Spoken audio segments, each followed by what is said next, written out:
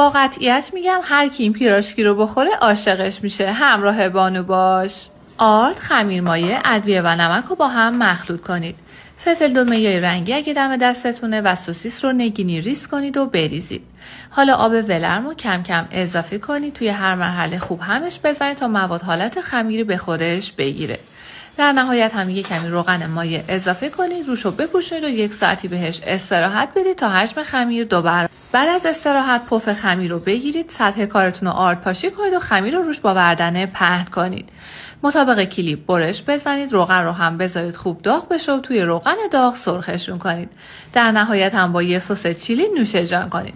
خانم‌ها حتما سیوش کنید و همین امروز به نظرم درستش کنید که بچه‌ها عاشقش میشن. نوش جونتون.